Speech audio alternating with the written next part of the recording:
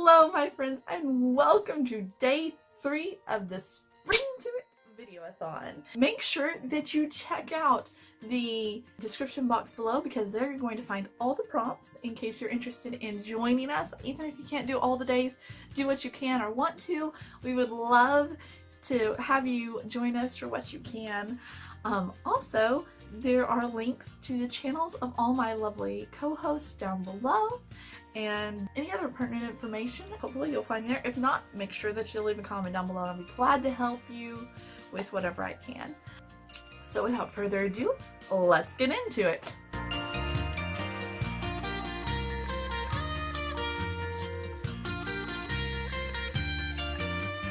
I have read a lot of series. I love series, so this prompt was incredibly intimidating to me because I've read a lot of series in their entirety. And when I was telling my husband or trying to communicate with him because I didn't have a voice this past week, again, like over half the month I didn't have a voice because I had a severe, not just one, but two severe cases of strep throat. Yay. Thankfully, obviously, now I am healing and almost over it. Thank the Lord for that. I'm so done with it. Don't want it again, ever. No. Not being able to talk, having trouble breathing, hard to swallow, all that stuff, not something you want to deal with. But anyway, moving on. For it to be in today's video, it has to be a series that has been completed. There are no more books coming out in that series, at least not in the original or whatever. The series I've read in its entirety. And I just decided to narrow it down to the last 5 series that I completed just for ease. And so we are not here all afternoon or night, as the case may be in my point right now. So what are they? The first series that I'm going to talk about is The Winner's Trilogy by Marie Rutowski. I read this at the very tail end of 2017, and I really enjoyed this trilogy. I got a lot of Roman vibes from it, and it was really great. I loved the political intrigue. I loved the fighting. I loved the romance. I just enjoyed this trilogy a lot. It seemed like it kind of, some people really did not like the last book in a couple videos that I saw where it was mentioned or whatever. Honestly, I liked it. Overall, this series got a 4 stars from me because I enjoyed it a lot. This next book series is a companion series, and I have a ton of thoughts and feels and issues with these books. And that is the Anna and French Kiss series. They're companion books. You don't technically have to read them all or in order or whatever technically, but I think it would be best if you do, if you're planning on reading the series. The first book, I'm not gonna go into it. Let's just say I had some issues with it. I had some serious issues with it. It was a very well written book. She did a good job writing it. However, I took moral issues with some of the things that went on in that book. And so yeah, but whatever. We're not going to talk about that right now. I think I wound up giving it a 3. There were points where I seriously considered giving it a 2 because it irked me that much. So I don't know if I gave it a 2 or 3. You'd have to check my Goodreads for what I finally did rate it. The second book was Lola and the Boy Next Door, and at first I really didn't enjoy it. I was like, I almost stopped reading it, and I was like, no, I'm gonna give it a little bit more. And I was really glad I did because I thoroughly enjoyed that book. I liked the story, I liked the characters, I liked what it had to say. I thought it was a great book. I'm pretty sure I gave that one a 5, which is pretty dramatic seeing as I was seriously contemplating, or maybe I did give the first book a 2.5, 3 stars, something like that. Anyway, then The third book is Isla and Happily Ever After. I really enjoyed the first part of that book. Then there was some stuff and it was kind of like, it kind of went flat and was, I don't know. But that one I think I just gave a 3, maybe. I liked the ending. The ending was really good.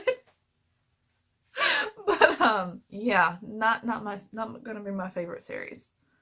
Yeah, sorry. If it's your favorite, that's great. It's just not gonna be mine as a whole. The third series that I have read this year is, and to completion, is the Dark Elements trilogy by Jennifer L. Armentrout.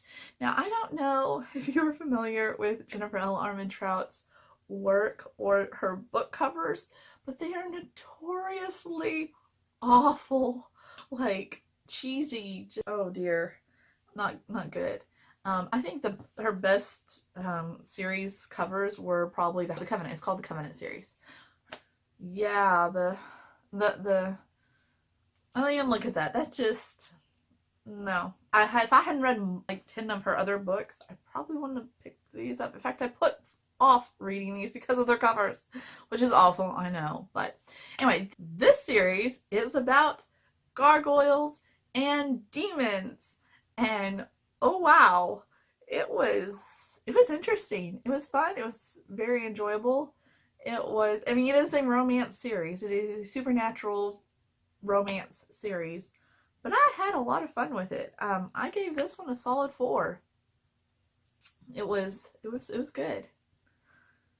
It was good. If you've read any of her books, you probably know they're good. They're very engrossing books. They keep you engaged. The next series I'm going to talk about is the Starbound trilogy by Amy Kaufman and Megan Spooner. Oh my goodness, y'all. Isn't this cover beautiful? Oh, I just love it. This is the third book in the series. It's the only one I currently own. I'm gonna have to change that. It is a sci-fi, yeah, it's a sci-fi book. It is a space opera, and it is fantastic. I absolutely thoroughly enjoyed this series.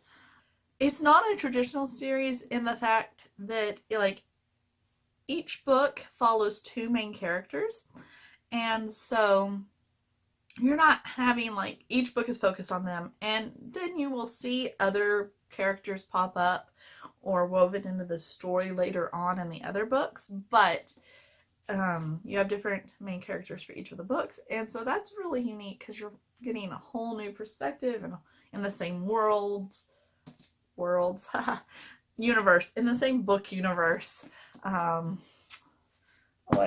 Anyway, it's really good. I highly recommend it.